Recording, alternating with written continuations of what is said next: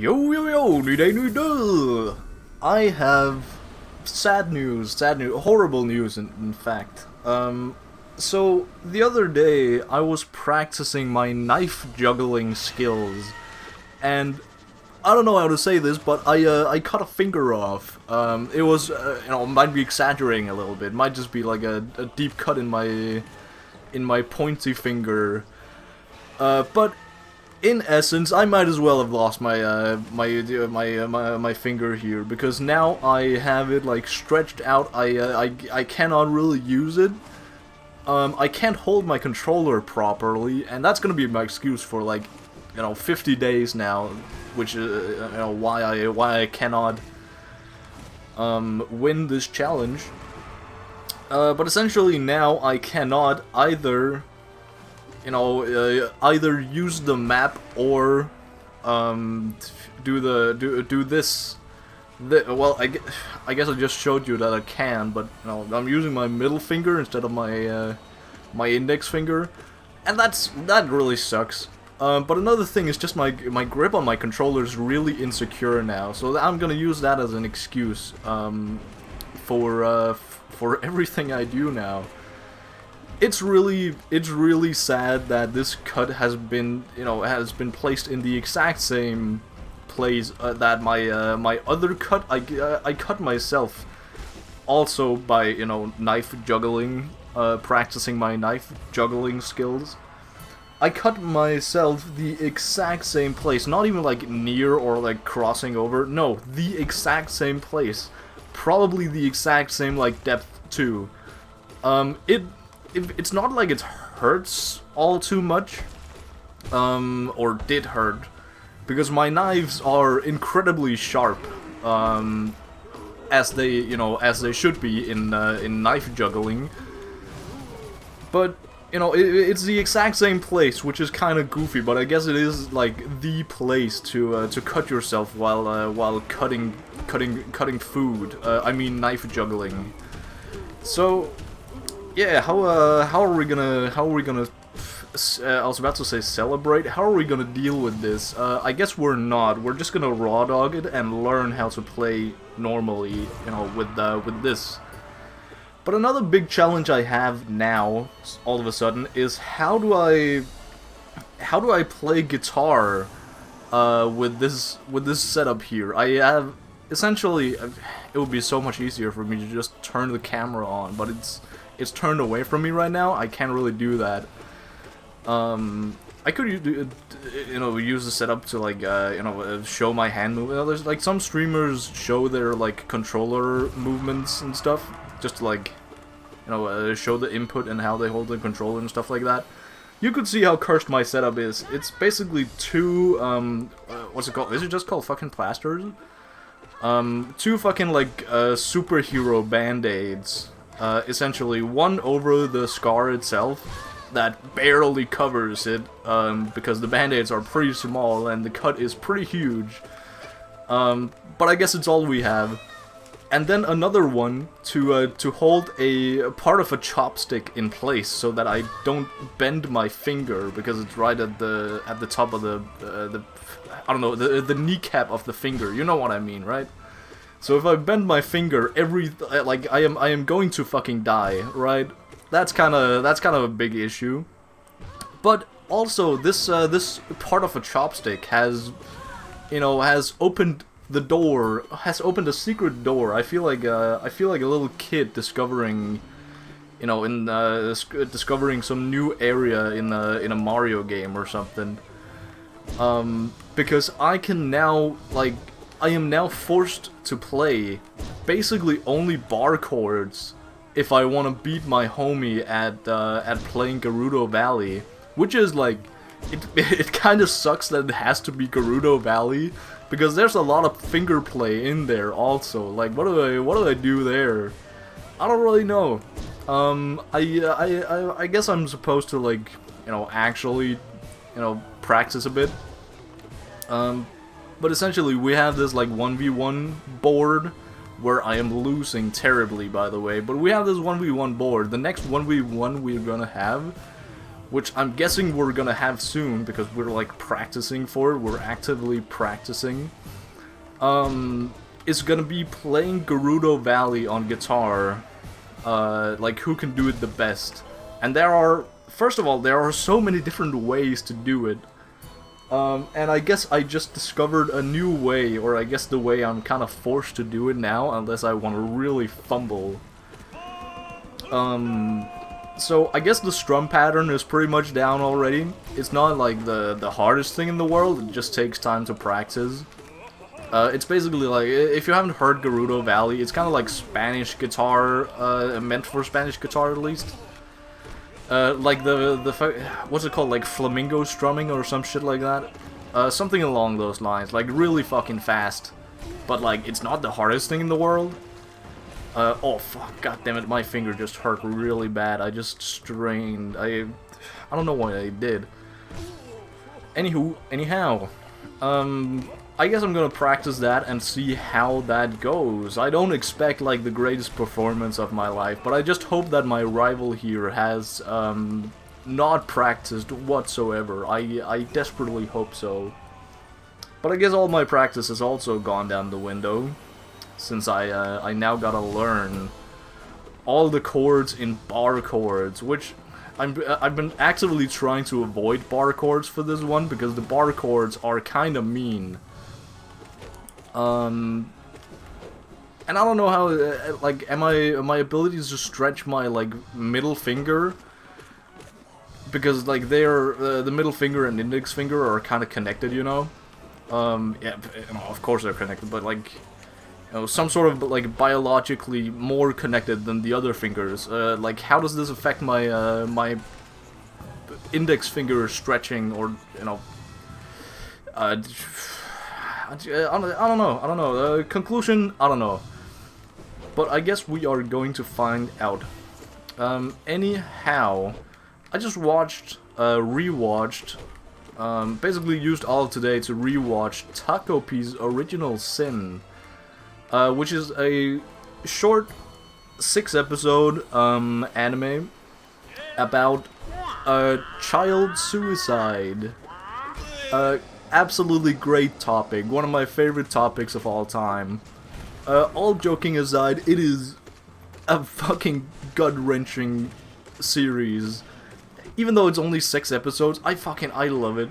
I absolutely adore this show. It has such good scenes and such good, like, you know, I guess just, like, story in general, with, like, how it handles, like, the, basically, like, it takes bullying, just like childhood bullying that seems like pretty innocent, like, okay, yeah, it's just kids, like, annoying each other a bit. But it takes it to the absolute extreme, and it does not sugarcoat it at all. And I fucking love that. I've talked about it before, but I guess I can yap about it all over again. It's incredible, especially on a rewatch, because now I know what to expect, what to watch out for, and what to, you know, I know how it's gonna end. I don't, like, know every single step of the way, but I know a lot of steps on the way. And also, like, how to, I guess, okay, so I guess spoilers for the entire show, which I really don't want to spoil fucking anything. So I'm giving you a little time here to get your ass off and get out of the video. But essentially, it's like it's one of those shows I don't really want to spoil. But I am here to do so anyway. Not only because of the ending, but I guess I can talk about, like, the first episode. Just to, you know, weed away, to let you know if this is peak or ass for you. So we start off, episode 1, we get introduced to this, you know, a normal as fucking, like, girl in, like, 4th grade, who is, like, pretty fucking depressed. She doesn't really, her dad moved away, her mom is, like, working night shifts as basically a whore to this other girl in her class's dad. So like they have like bad blood between them, of course, as children do, but like to the more extreme version than normal, you know, type shit, type beat. Been there. So basically, you know, shit happens. Oh, I guess we can also introduce our little happy friend. Basically an alien. Like in any other anime, this would be like the comedic relief, you know, from everything, and you know the plot. I guess the plot revolves a lot around fucking Takopi as well. It's called Takopi because some sort of pun with octopus in Japanese, and it kind of alien guy kind of looks like an octopus. But alien guy is fucking just here on Earth to make people happy, and fucking the very first victim here in the very first episode, our main character, because of the actions of our guy here, commits suicide. Womp, motherfucking womp. Takes this happy gadget and hangs herself with it, which is just an awesome scene in general, because she takes like the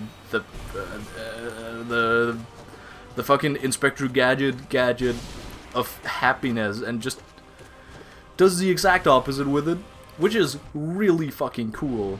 To me at least, but you know, of course it's not cool, but it's a cool dynamic. I guess dynamic. Yeah, sure. Why am I fumbling this run so hard? God damn.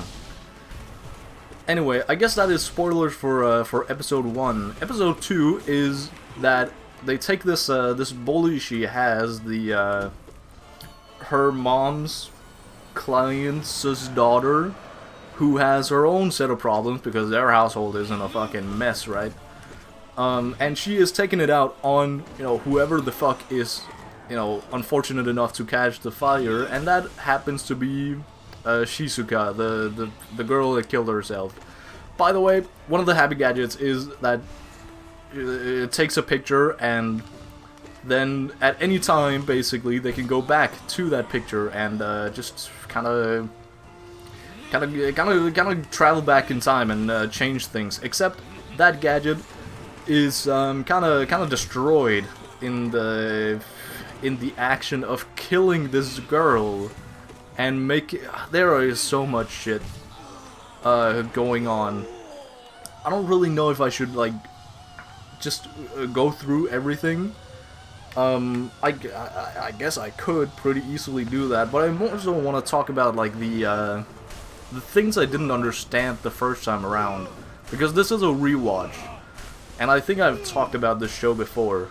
But all you need to know is a lot of children are basically every single person in this show have huge issues of some sort,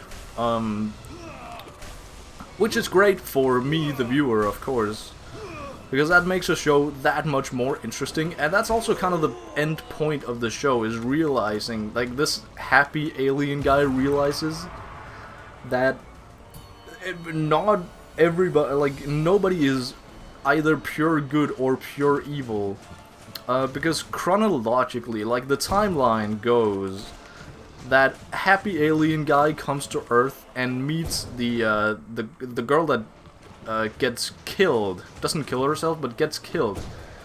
In like a different timeline, I guess, in the original timeline, where also Shizuka, our main character. I sound so schizo right now. I just realized. You're just gonna have to follow me. Where our main character tried to kill herself, but ultimately failed and like changed schools and stuff and came back.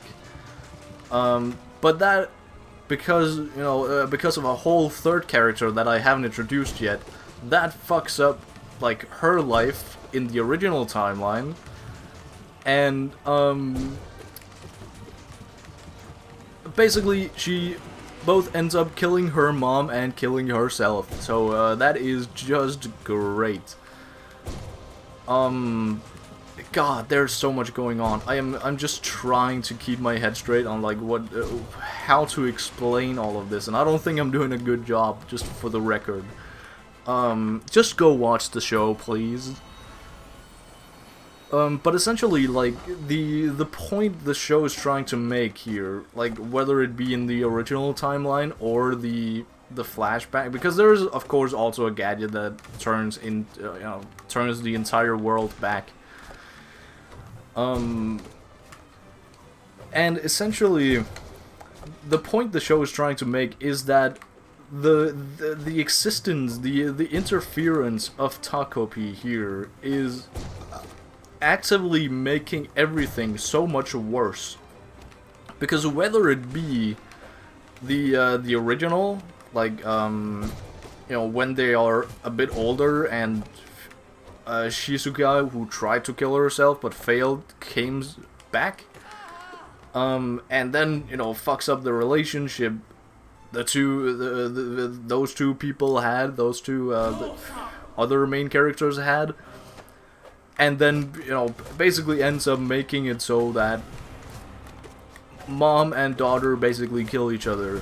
That is basically all Takopi's fault. Of course, it's not like directly his fault, but it is because of his involvement. Every timeline gets fucked. And essentially, in this timeline that we follow, of course, is the problem that she still tries to kill herself, but she is now successful because she has this happy gadget that she hangs herself with.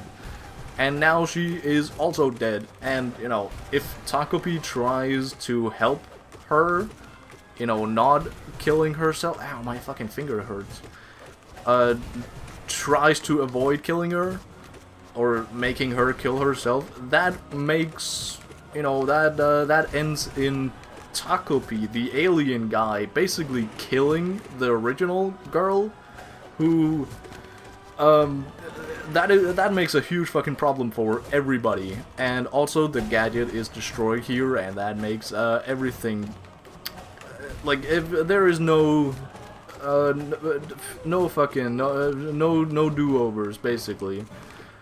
I sound so schizophrenic. I am so sorry about this. You cannot possibly understand this ramble unless you have seen the show. And even then, but I'm still kind of, the show is absolutely an S tier, undoubtedly. But I'm still kind of iffy on like the actual ending of the entire thing, because the ending is like the ending is basically telling you, it's ramping up to tell you at least, that the involvement of Takopi, the alien guy, is like actively making everything worse. Like, not that things weren't pretty bad already, but at least they got the chance to become good again. But that's not how the show, like, ends. The show ends with the two bonding, like bully and bullied, the hunter and the hunted, kinda bonding awkwardly over this picture that one of them drew of the alien guy. Of course, he's been erased from their memory. She, I don't know, has been erased from their memory, but there's still some kind of like tingling going on in their brain, when they see this picture, when they see this drawing of alien guy.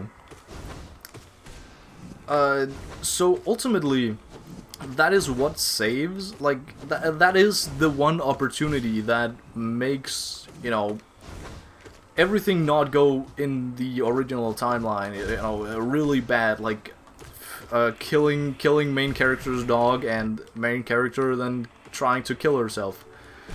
Like, yeah, that is still pretty bad. That is still really bad, but that's not what happens here. And I don't know, like, what the takeaway really is, but I guess it's supposed to be something like, what Takopi represents instead of Takopi himself, because, like, there is, like, if the takeaway from the show is some alien comes down and fucks with your memory and everything is good again. Like, that's kind of a goofy takeaway, right? But I think it's more so just the... Oh, goddammit, I don't know why I tried to run away from that guy and not just... dash. Maybe I'm stupid, maybe I'm dumb. You decide. But I haven't really decided what Takopi does stand for, because in the end, I think he changes over the course of, you know, everything. First of all, because he has his memories, like, sort of erased, some of them at least, by the place that he comes from, because he's broken one of the rules. That's also why we get the entire second story, right? But he ultimately changes because of Asuma, the guy in the group, who basically tells Takopi the most obvious fucking thing ever, that people are not entirely good or entirely bad. And like, yeah, that should be really fucking obvious, but even that even took me aback when I listened, or when I watched the first time.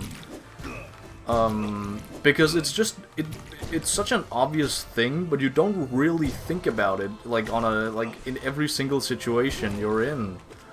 Like, you don't really think about it. So I guess it is just you know, Obama, Fender. I guess the point of it all is just to, like, meet each other in the middle somehow, and, you know, reach a, you know, if both people open up slightly to each other, which happens because of Takopi and, you know, the goofy little drawing at the very end in the last episode.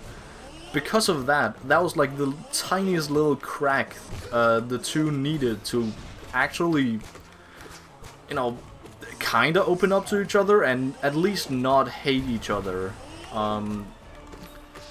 You know, we see in a post-credit scene they go by you know, they go by thing at store, and they're like kind of friends. They're actively hanging out with each other,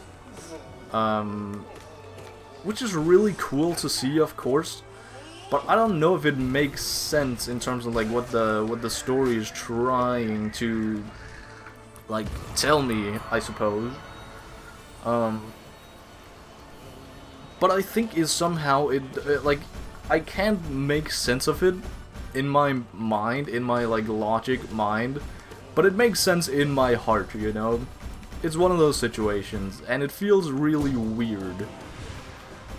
Because I don't really know what the solution is, like what the ultimate conclusion of this is. But nonetheless, still a fucking S-tier show.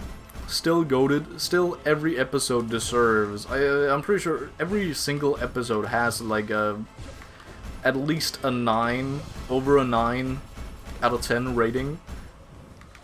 And that is absolutely deserved.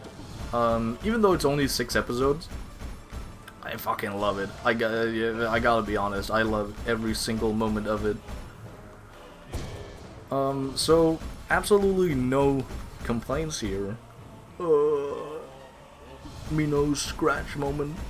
Ugh. Alright, I am back.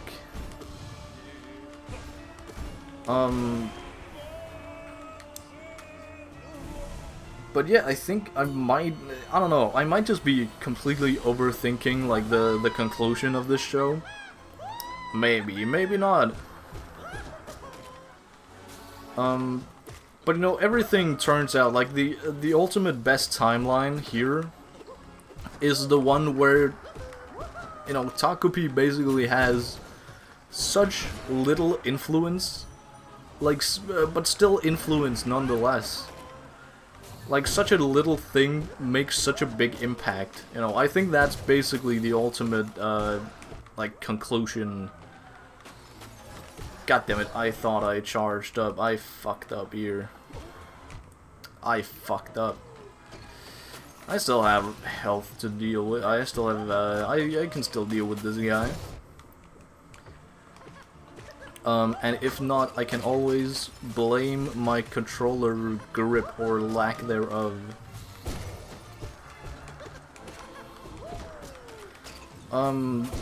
So yeah, overall, goated, goat tier, absolutely huge goated.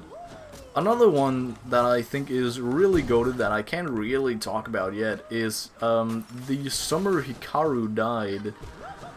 It was kind of between that and this one, rewatching that me and bro had like a a binge watch of. But seeing as Hikaru is not over yet, it's apparently still airing. Like it's on episode 8, I think, of 12, probably. Oh, I am cooked. I am cooked. Why are there 2 of you, and why are you going so far away? Alright, get absolutely slammed. There are 2 of you again. I don't care. Oh, can I still survive this? I can, absolutely. Oh my god, I don't know how I survived that. Damn. But I watched one singular episode of that last night, and it was absolutely fucking peak. And immediately it tingled my my bro bone. That sounds wrong, but I immediately knew this show was something for bro. So it was initially our plan to watch that. I'm not gonna spoil anything on that. We'll probably get to it when we get there. That depends on if we get there. I don't know, Silksong is coming out soon, who knows? Yeah, how, I'm dipping, bye.